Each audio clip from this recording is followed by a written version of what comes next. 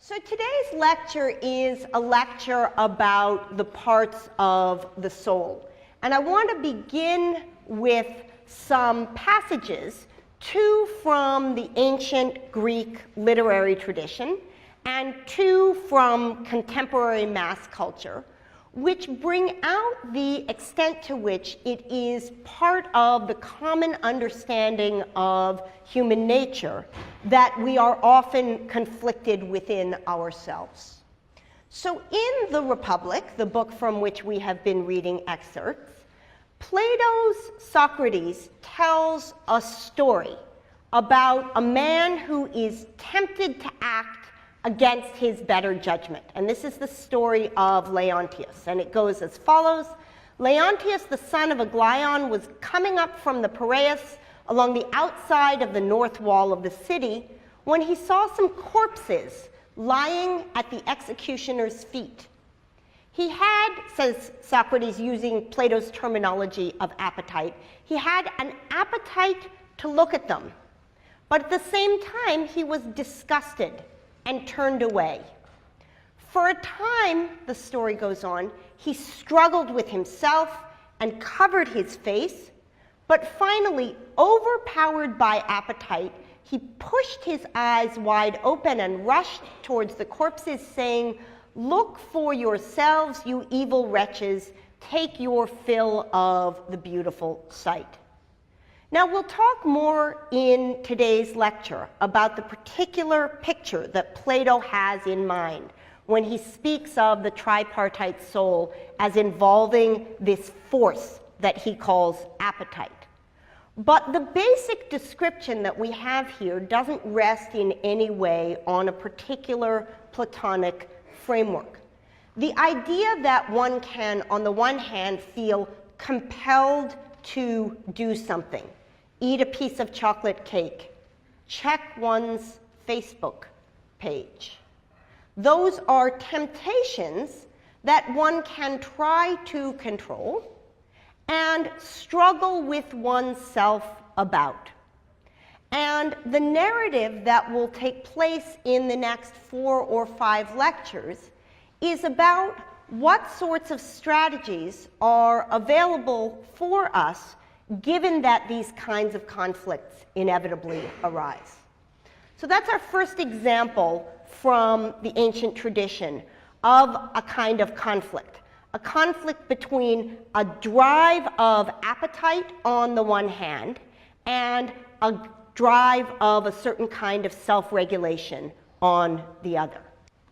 Second example comes from Ovid's Metamorphoses, a long story in which, in the passage that we're reading, a character, Medea, has, against her better judgment, found herself in love with a young man named Jason.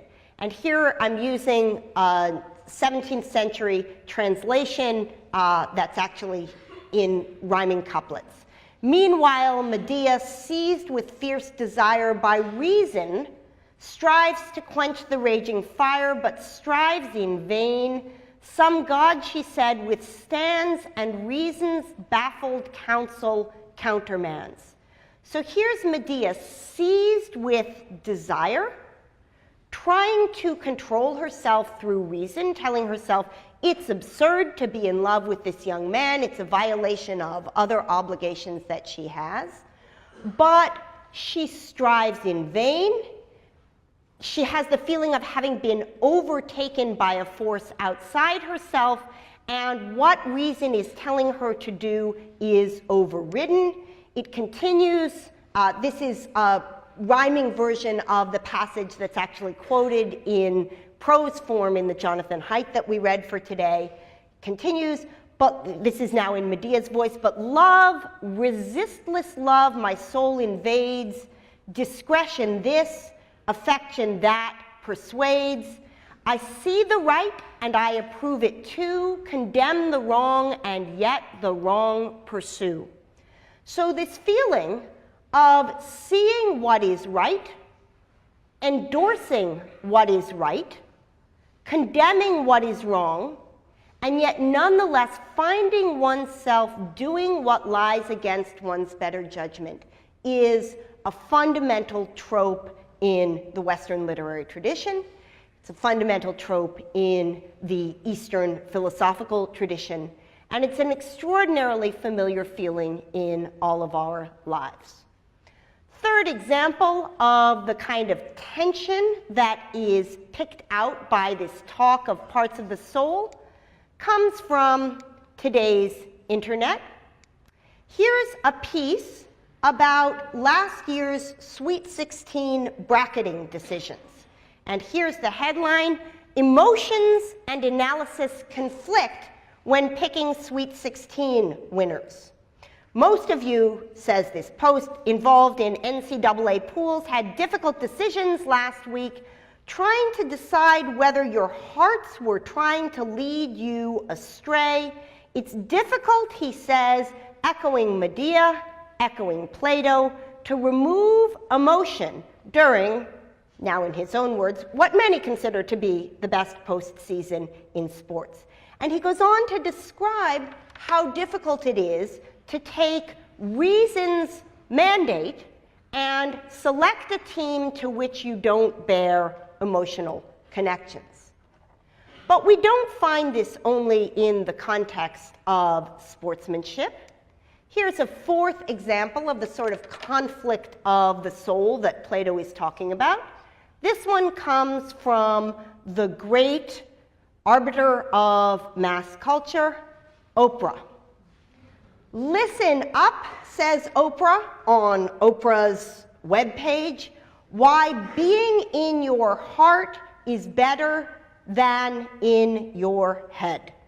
So in this regard, those of you who have done the reading know that if we had clickers, she is agreeing with Plato or Hume. Is she agreeing with Plato? Left hands, Plato? Or Hume? Excellent. Good. So Plato's idea is that reason is in charge. Hume's suggestion in the passage that we read, he says reason is and ought to be the slave of the passions. Now, Hume isn't exactly saying what Oprah is saying here. That's something we'll have a chance to talk about more in sections. But again, we see, just as we saw in the story of Leontius, the story of Medea, the story of choosing your winning teams in basketball betting, and here in Oprah, this idea that the soul has parts, that there are conflicts within us. So what I want to do in today's lecture is to talk through with you the 5 readings which I assigned for today, 3 required, 2 supplementary, each of which attempts to give voice through identification of a taxonomy to this idea that we are pulled sometimes in one direction and sometimes in another. So the first, which I'll talk about in detail later in the lecture, is Plato's division between reason, spirit, and appetite.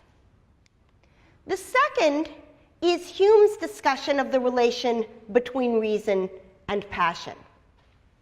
And Jonathan Haidt, in the book that we read the first chapter of today, presents a wonderful metaphor there for understanding the relation between, on the one hand, reason, the part of ourselves to which we have direct conscious access and over which we have direct regulative control, and the other mass of drives and instincts which compose us, which he suggests we can understand as an elephant, which we seek to control through whatever mechanisms are possible.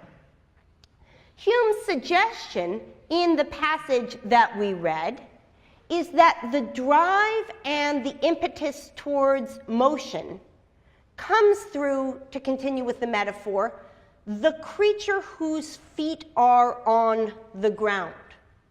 So although it is the case that there's a kind of steering that's possible on the part of the rider, the impetus towards action, comes from those parts of us over which we don't have direct rational control.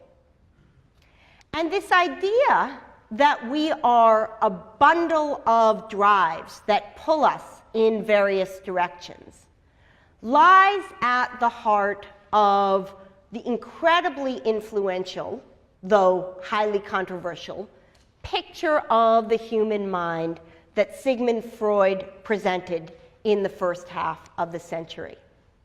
So Freud's idea is that each of us, when we are born, are a bundle of incoherent desires and needs and passions.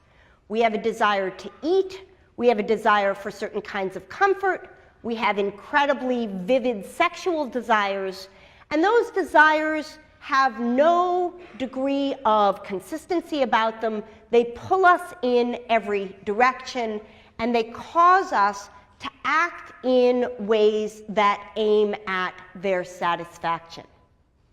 The story of human development, says Freud, is the story of going on to develop two kinds of regulative capacities. The one, which he calls the ego, is a part of the self that is sensitive to reality. It recognizes that you can't simultaneously want to kill your brother and marry your brother, because if your brother's dead, you can't marry him. It may recognize, in fact, that you want neither to kill your brother nor marry your brother, though that bit of information may come from the third part. So we have this bundle of passions that pull us in various directions, and on top of that, as we develop, comes a part of ourselves which is sensitive to reality. And as that happens, we become conscious of our experience. So whereas these desires pull us in various ways without our even being aware of it, the ego, this sense of self, is something to which we have reflective access. As we go on to interact with others in the world, we get information about appropriate ways in which to regulate ourselves so as to conform with the norms of society. And as we internalize those and take them to be part of what we ourselves endorse, they become what Freud calls the superego, sometimes thought of as the conscience. So the picture here is that there are all sorts of unconscious parts of ourselves, some of which are drives that pull us to do things like eat and procreate, some of which are aspects more sensitive to the constraints of reality, some of which are the norms of society. And then on top of that, in a rather smaller part of ourselves, is an aspect of which we are conscious. Now, there are details of the Freudian picture which have been discredited for all sorts of reasons. But the basic idea that we have unconscious pulls in directions which we disavow has become, I think, part of how it is that Western culture self-conceives. I think it's almost impossible to underestimate the extent to which this Freudian picture underlies 20th century literature, 20th century film, and 20th century self-understanding. Notice that the Freudian picture, though it has three parts, isn't exactly the Platonic picture. Appetite and id roughly correspond, but spirit is not the same thing as ego, and reason and superego are only roughly correlated. Those of you who are intrigued by this brief discussion can go back and look in this week's readings and read Freud's own presentation of the theory that I've just described. The fourth distinction, which I'll go on to discuss in the main part of the lecture, is a contemporary distinction between System 1 and System 2, or between a sort of automatic heuristic processing system and a rational reflective processing system. And as I said, I'll talk about that in the bulk part of the lecture. I want to just now introduce our fifth set of divisions. And these are the four divisions which Jonathan Haidt identifies in the opening chapter. So, as you know, we read the Plato, we had the option of reading the Hume, the option of reading the Freud, we read the Evans piece, and we read the Haidt. So Haidt's first distinction is between what he calls mind and body.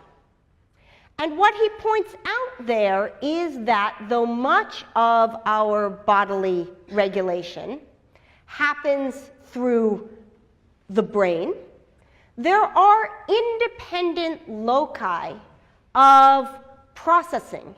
In particular, the gut, our digestive organs, can run relatively independently of the brain. And he provides some examples of that. But strikingly, one of the things that he does not discuss is the famous example of Mike the Headless Rooster, who was a rooster, here he is on the cover of Life magazine, who soon after the Second World War was beheaded, and who went on to live for another 18 months, perfectly happily. Here he is dancing, and if you go on YouTube, you can actually watch a live version of Mike the Headless Chicken. Those of you who pledged to turn off your internet are regretting it now, aren't you? So the point about Mike the Headless Chicken is that there's a whole bunch of motor control representations that take place not in the organ where one would typically expect it, in the head, but rather along the spinal cord in various ways. So the first division to which Haidt adverts is the fact that it's actually a biological feature of us that regulation of action happens through all sorts of biological processes, some of which are located up here, and others of which communicate with the parts of our limbs and so on only through lower parts of the spinal cord. The second division that Haidt reminds us of the importance of is the division between left brain and right brain. As many of you know, we have running along the middle of our heads something called the corpus callosum, which connects all the stuff that happens on the right side of our head to all of the stuff that happens on the left side of our head. It turns out that in certain kinds of epileptic patients, the only way to cure their epilepsy, their electric seizures that run across the brain, is by severing the corpus callosum. And by doing so, for medically necessary reasons, scientists have discovered the degree to which the processing that goes on in the two sides of the brain is relatively independent. Basically, everything that comes in through the right visual field is processed in the brain's left hemisphere, and everything that comes in through the left visual field is processed in the brain's right hemisphere. And though many features of the brain are duplicated across the hemispheres, others of them are localized. In particular, in the brains of right-handed people, language is a right hemisphere activity. And so height describes some famous research done in the 1950s by the neuroscientist Michael Gazzaniga, in which a patient who had been subject to a severing of the corpus callosum is presented with some images that either come in through the left visual field and consequently are processed on the right side of the brain, or images that come in from the right visual field and consequently are processed on the left side of the brain. Interestingly, because information processed on the left side of the brain, on the right side of the brain, isn't linguistically available. I believe I misspoke earlier. The language center is on the left in right-handed people. Isn't linguistically available. When the subject looks at something that comes in over here, there's no linguistic processing of what he sees. But when he's asked to explain what it is that's in his visual field, he engages in what Gazzaniga calls confabulation. So the gentleman here has been shown with this side of the brain a bunch of images of snow, and he's asked to choose, remember this is right brain, so it's left hand, something that goes with them, and so he selects with his left hand, controlled by the right brain from the left visual field, a shovel, something which would be enormously useful if you had snow. Meanwhile, the left side of his brain, through the right eye, controlling the right hand, sees a chicken claw and selects a chicken. Okay, so one side of his brain sees a chicken claw and selecting the thing that goes with it selects the chicken. The other side of his brain sees the snow and selecting the thing that goes with it selects the shovel. So far, so good. I've told you the brain is segregated in these sorts of ways, so it isn't surprising that the right side is selecting something that goes with what it saw, and the left side is selecting something that goes with what it saw. What happens next? What happens next is that the man looks down at the shovel and the chicken, which he has selected, and is confronted with the question of why he has chosen those things. Now, as far as the language center of his brain goes, he has no idea why he's chosen the chicken claw, right? That information hasn't entered into the part of his brain where the linguistic processing is taking place. Nonetheless, what he does is something called confabulates. He says, oh, I picked the shovel because I need to shovel out the chicken coop. He comes up with an explanation for why it is that he has chosen as he has chosen. And in cases of hypnosis, there is a similar phenomenology. Subjects will find themselves on stage with their arms and legs in a particular way and immediately come up with a confabulated explanation for why it is that they are doing what they are doing.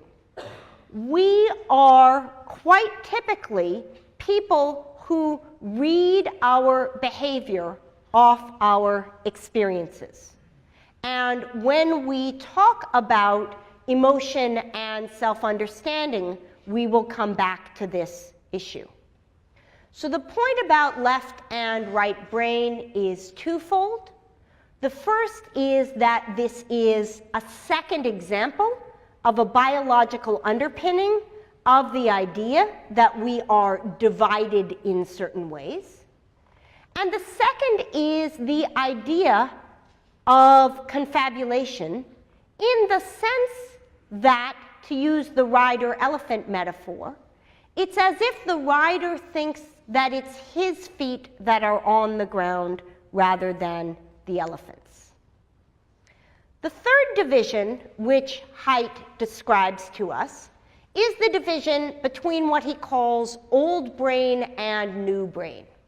roughly the parts of our brain, the brain stem and the subcortical regions, that we share with non-human animals, and the parts of our brain that are much more highly developed in human beings, namely the cortical regions and in particular the prefrontal cortex. And Haidt tells there a story which is useful for understanding how it is that self-regulation occurs. So my guess is that many of you have seen some version of these famous images of this person. Anybody know the name of this person? Yeah. Phineas Gage. This is Phineas Gage, who was a railroad worker in the 19th century, who was tamping down some dynamite as part of his job as a railroad worker. And the dynamite exploded, and this long metal pole went through his brain. But, like Mike the Headless Chicken, Phineas Gage was a survivor, and in fact did not die, but went on to live for many more years. In reconstructing the accident, it's become clear that the damage which the pole did was to an area of Gage's brain called the ventromedial prefrontal cortex. Right up here is the prefrontal cortex. And the result of the accident, which happened to Gage, was like what happened to the University of Virginia school teacher that Haidt describes in his story. There was a loss of capacity for a certain kind of self-regulation. So, in some ways, like Medea, though Gage was able to see what the normatively correct thing to do was, to see what he ought to do, to understand it, to explain it, to articulate it, to say what would be socially appropriate, he found himself unable to act on what it was that he thought would be a better idea. So he would say something like, you shouldn't yell and scream when you're upset in a public setting. He would understand that that sort of behavior was inappropriate, but he would nonetheless find himself unable to act on that. He would end up doing what Freud would say his id told him to do, or what Plato would say his appetite told him to do.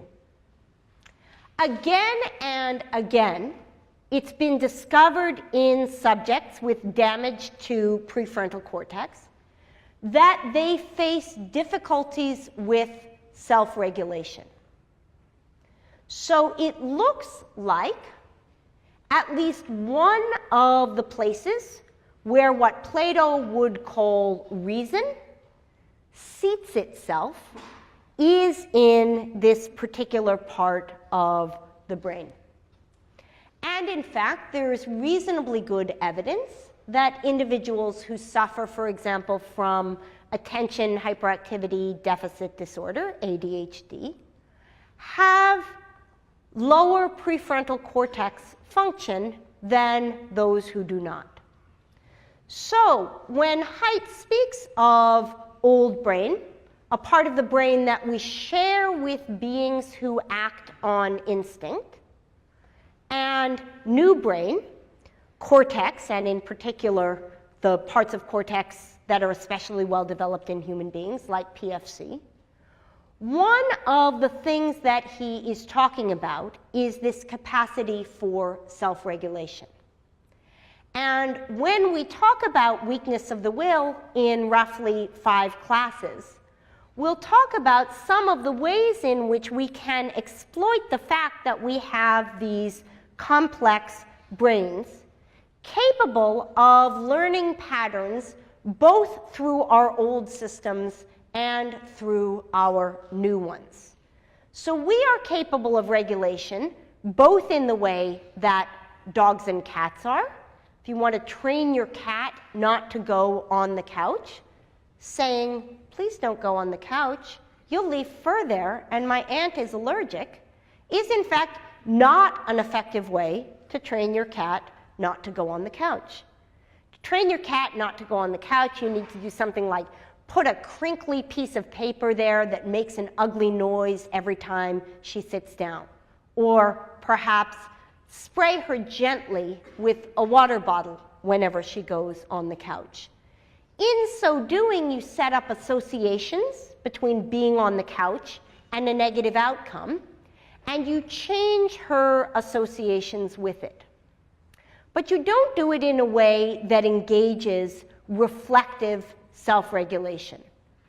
We as human beings, with both old brain and new, can regulate ourselves in the way that we regulate and train animals, through associating certain activities with positive things and other activities with negative ones.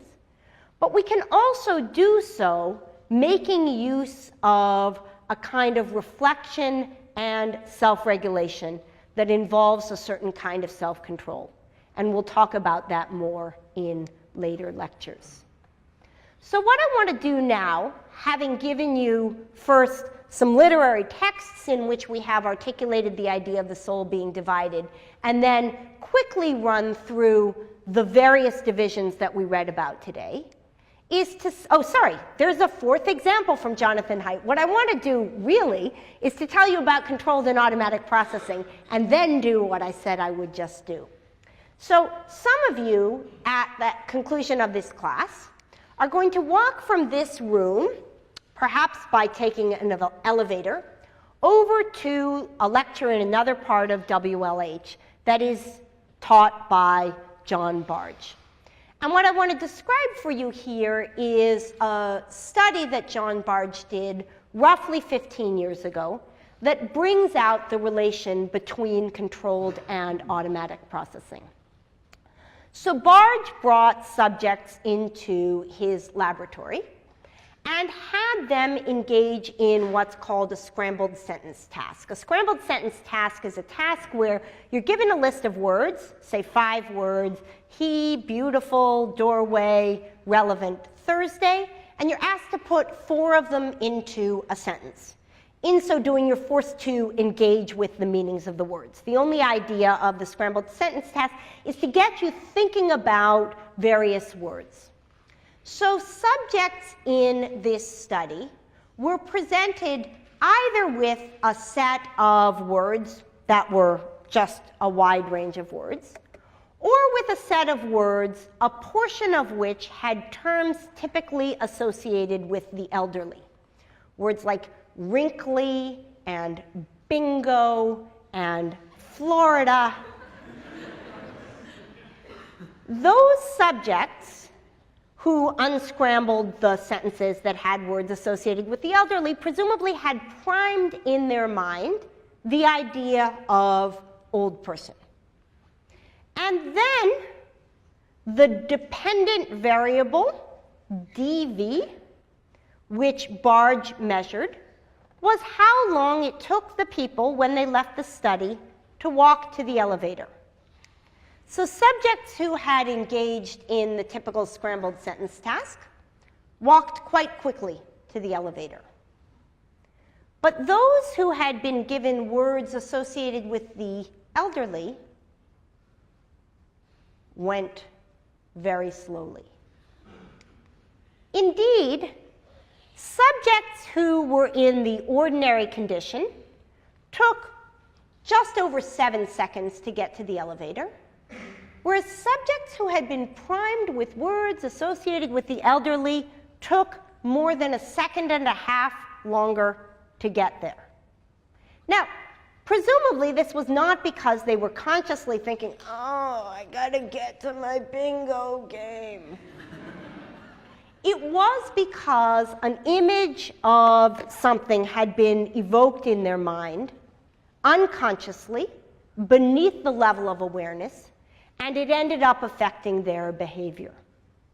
And in a series of studies that Barge went on to do over the next few years, and which he continues to do now, he found this effect over and over again. So, for example, Some subjects were primed with terms that had to do with politeness, others with terms that had to do with rudeness, and the dependent variable, the thing which he was measuring, was how likely they were to interrupt the experimenter when they needed to get information from the experimenter.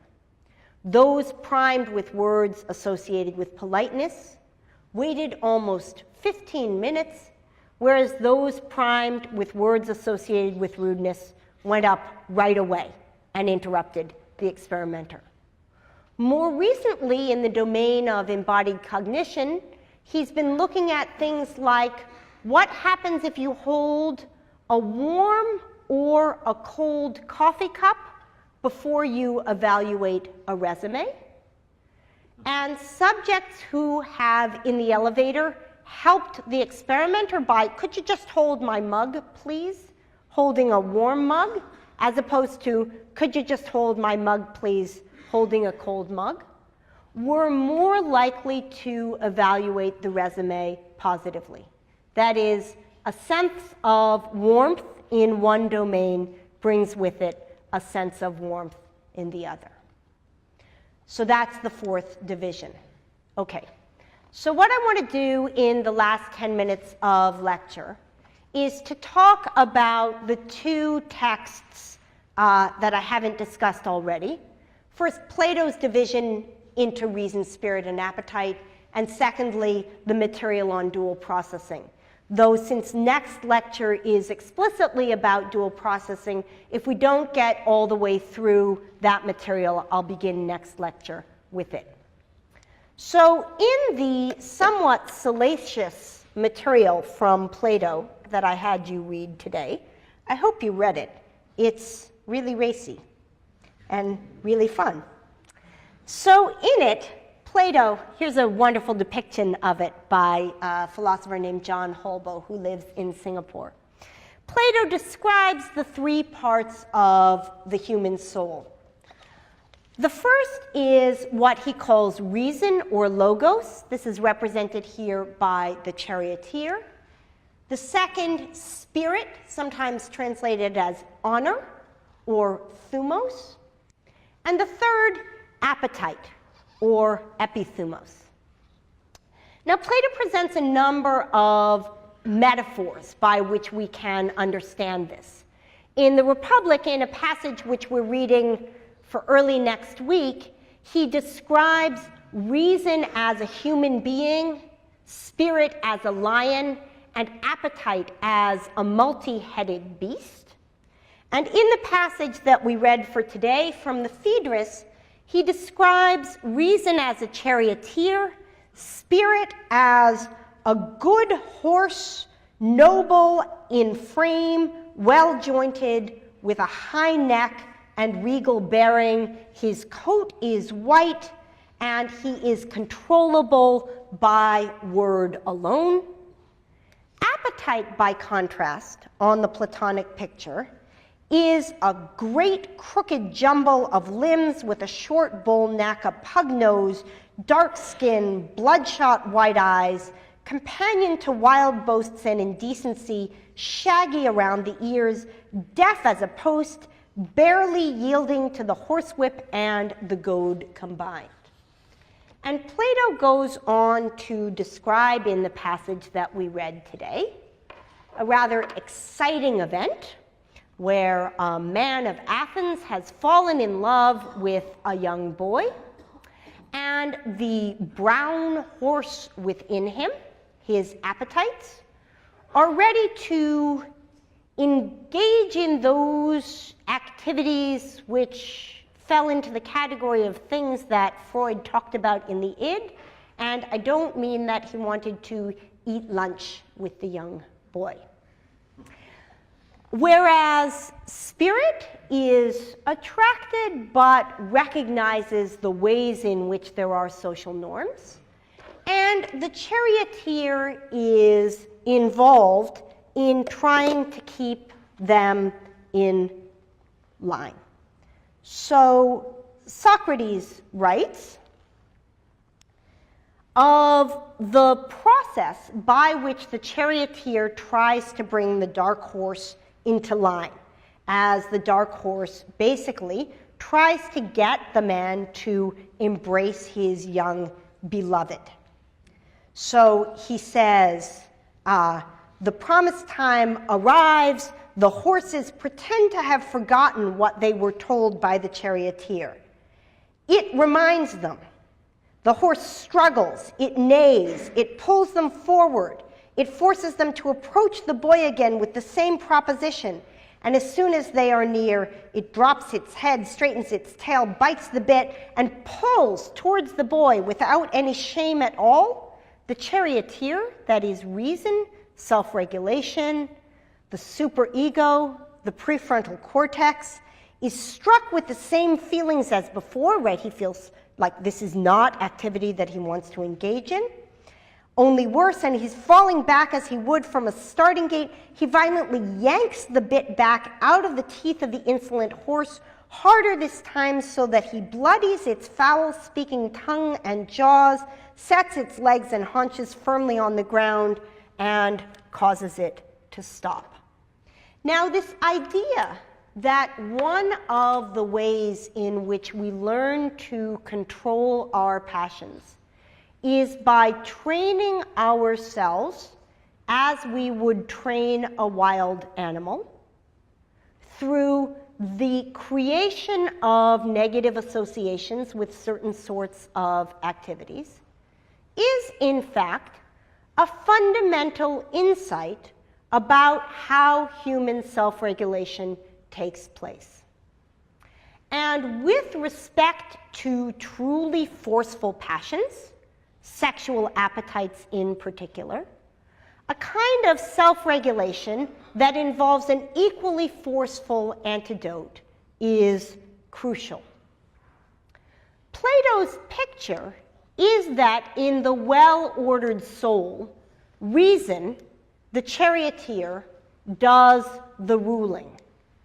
And that spirit and appetite are, through a process of self-regulation, tamed and trained. So what the Republic, the book from which we've been reading excerpts, describes is a process by which the rational part of ourselves can come to be in control of our spirits and our appetites. Plato actually tells the story by means of a controlling metaphor, which is that he compares the structure of the human soul to the structure of a city.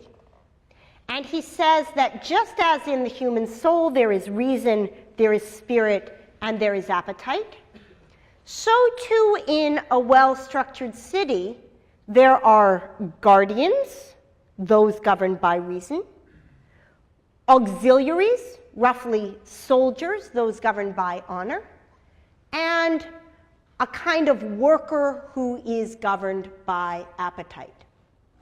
And moving back and forth between the individual and the society, Plato goes on to describe a series of processes through which the wills and desires and impulses of, on the one hand, the auxiliaries and the workers, and on the other hand, spirit and appetite, can be brought into harmony with what reason dictates. And it will turn out, we'll find out in 3 lectures, that this kind of harmony is the answer that he's going to offer to Glaucon's question about why it is intrinsically valuable to act in a moral way. So, that concludes the presentation of Plato's tripartite soul. What we will do next lecture is to talk about the discussion of dual processing accounts in the context of the 2 pieces that we're reading for next class. The first, as you may know or may have seen, is Daniel Kahneman's Nobel Prize acceptance speech. and you have your choice of either listening to the speech or reading a somewhat more detailed article in which he describes its content. And the second is a piece that I've written on a notion that I call a leaf, which tries to bring together some of the ideas that we have today. So I hope to see many of you back on Thursday.